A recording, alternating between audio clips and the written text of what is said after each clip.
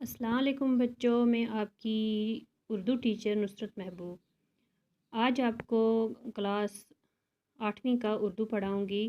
आज का जो हमारा सबक है वो है राजा जाम्बू लोचन। हमारा जो ये सबक राजा जाम्बू लोचन है, इसका कुछ हिस्सा हमने पिछले वीडियो में पढ़ लिया है।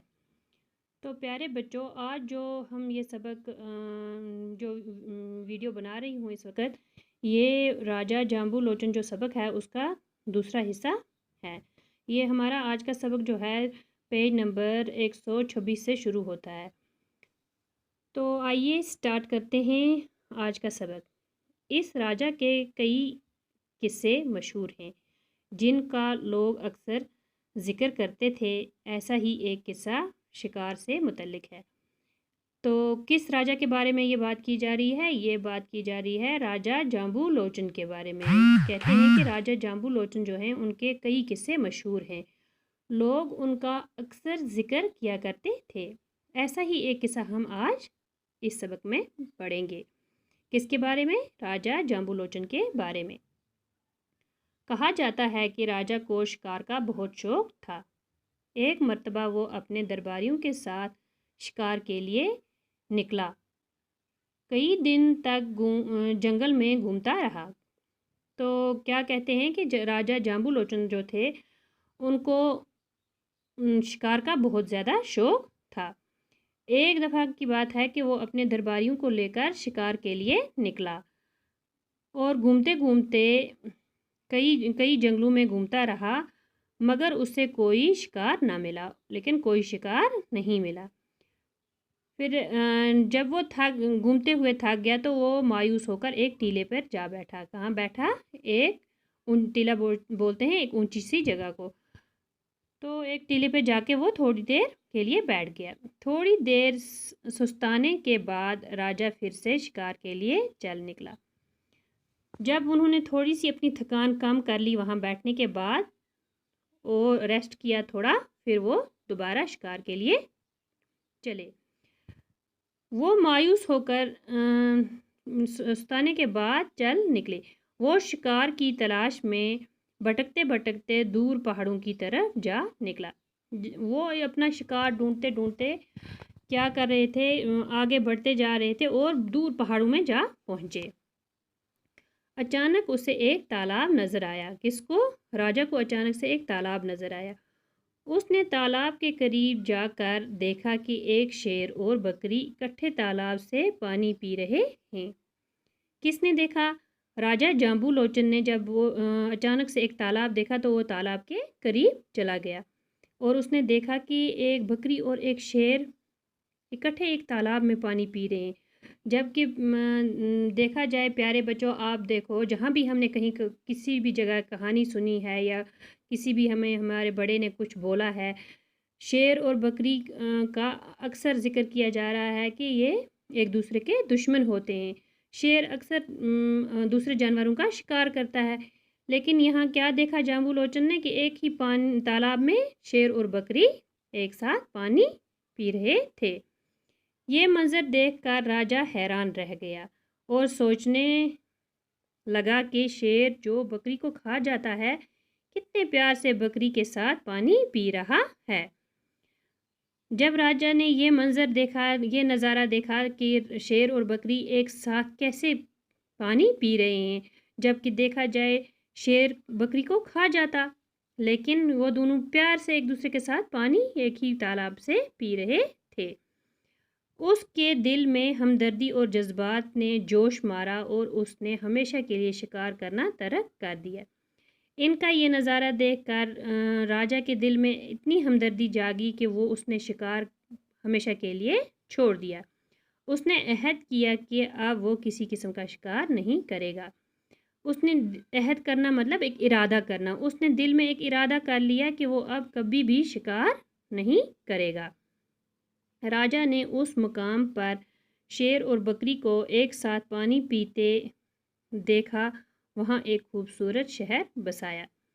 तो राजा के दिल में एक ख्याल आया कि जब राजा ने शेर और बकरी को वहाँ पे पानी पीते हुए देखा तो राजा ने सोचा अगर यहाँ पर शेर और बकरी एक साथ पानी पी सकते हैं, ये एक दूसरे के ख़िलाफ़ नहीं हैं, एक दूसरे को खाते नहीं हैं, मतलब शेर बकरी को खाता नहीं है, तो ये ज़रूर अमन की जगह होगी। इसलिए राजा ने अपने दिल में एक इरादा कर लिया कि मैं यहाँ पर एक शहर बसाऊंगा, और उसने वहाँ पर एक शहर बसा दिया जिसको उसने अपने नाम पे उस शहर को अपना नाम दिया, अपने नाम पे रखा। मतलब उस शहर का नाम रखा जाम्बू। क्या रखा? जाम्बू।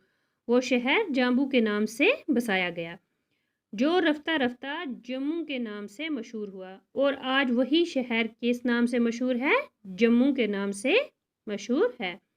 राजा जाम्बू लोचन ने इस शहर में कई मंदिर बनवाए। उस ज़माने से ये शहर मंदिरों का शहर कहलाने लगा। इब्तिदा में ये छोटा सा शहर था, आबादी कम थी, बाज़ार भी कम थे। जब जाम्बू लोचन ने ये शहर बसाया, ये एक छोटा सा शहर था, यहाँ की आबादी भी कम थी और यहाँ के बाज़ार भी कम थे। लेकिन और इस शहर में जाम्बू लोचन ने कई मंदिर बनवाए, इसलिए इस शहर को मंदिरों का शहर भी कहा जाता था। बच्चों, अब जम्मू शहर बहुत फैल चुका है। अब तो आपने नाम सुना ही है, आज तो जम्मू शहर बहुत बड़ा शहर हो चुका है। यहाँ की आबादी बहुत इजाफा हुआ है। यहाँ हिंदू, मुसलमान, सिख, ईसाई सभी मज़हब के मानने वाले लोग मिलजुल कर बड़े प्यार से रहते हैं। तो ये जो जम्मू शहर है, आज इसकी आबादी में बहुत ज़्यादा इजाफा हो चुका है। तो यहाँ पर कौन कौन से लोग रहते हैं इस शहर में आजकल? हिंदू, मुसलमान, सिख, ईसाई सब लोग मिलजुल कर प्यार से रहते हैं। यहाँ के मकामी बाशिंदों को डोगरा कहा जाता है। जो यहाँ के लोग रहने वाले थे, जो पहले से यहाँ रहते थे, आज तो अक्सर कई जगहों से लोग जाकर वहाँ पर बस चुके हैं, लेकिन जो वहाँ के मकामी बाशिंदे थे, वहाँ पर पहले ही रहने वाले लोग थे, उनको क्या कहा जाता है? डोगरा कहा जाता है। इनकी मादरी ज़बान भी डोगरी है। लेकिन अब गुज्जर, पहाड़ी, पंजाबी, कश्मीरी के अलावा उर्दू, हिंदी बोलने वाले भी यहाँ बस गए हैं। बच्चों, तो क्या आज कौन कौन से लोग वहाँ बस गए हैं? हिंदी बोलने वाले, गुजरी, पंजाबी, पहाड़ी, यहाँ तक कि कश्मीरी बोलने वाले भी जम्मू में बस चुके हैं। अब जम्मू में बहुत सारे बाज़ार हैं। अब जम्मू में क्या है, पहले वो एक छोटा सा शहर था, अब वो बड़ा हो चुका है। अब अलग अलग जगहों पे वो बाज़ार वहाँ के फैल चुके हैं, जहाँ कहीं तरह तरह का कारोबार होता है। वहाँ पे उन बाज़ारों में कई तरह का कारोबार होता है। बेशुमार स्कूलों और कॉलेजों के अलावा यहाँ यूनिवर्सिटी भी है। तो जम्मू शहर में क्या है, कई स्कूल, बेशुमार स्कूल हैं वहाँ पे, और कॉलेज भी हैं बहुत सारे, और यूनिवर्सिटी भी वहाँ पर बनाई गई है। इस शहर में चौड़ी चौड़ी सड़कें हैं जिन पर गाड़ियों की रेल पेल है। तो क्या है, जम्मू शहर की सड़कें जो हैं वो बहुत चौड़ी कर दी गई हैं, बहुत चौड़ी चौड़ी सड़कें वहाँ पर बनाई गई हैं, और उन सड़कों पर बहुत ज़्यादा गाड़ियों की आमदरफ्त है। कई जगह फ्लाई ओवर भी तामीर किए गए हैं, जिनसे ट्रैफिक की आमदरफ्त मज़ीद आसान हो गई है। जम्मू शहर में कई जगह पर फ्लाई ओवर भी बनाए गए हैं। वो फ्लाई ओवर बनाने से जो ट्रैफिक जाम होता था उसमें क्या हो गया है, आसानी हो गई है। ट्रैफिक की आमदरफ्त में आसानी हो गई है। यहाँ की जो आबो हवा है वो मुतदिल है। यहाँ के लोग जफाकश और तनोमंद हैं। इस शहर में अब मंदिरों के अलावा इस शहर में अब मंदिरों के अलावा गिरजे, मस्जिद और गुरुद्वारे भी खासी तादाद में हैं। पहले इस शहर को क्या कहा जाता था?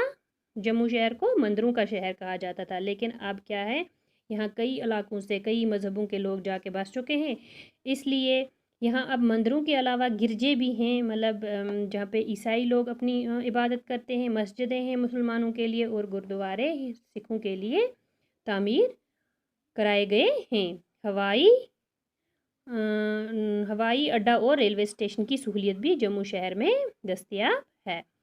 तो गरज इस शहर में जो जाम्बू लोचन ने एक छोटा सा शहर बसाया था, अब बहुत बड़ा हो चुका है, बहुत फैल चुका है और यहाँ पर हर तरह की फैसिलिटी मौजूद है। तो बच्चों, ये था हमारा आज का सबक, जिसका नाम था राजा जाम्बू लोचन, जिसको आज हमने इस वीडियो में कंप्लीट किया है। अगले वीडियो में हम इसके जो एक्सरसाइज है उसे हम पूरा करेंगे। तब तक के लिए शुक्रिया।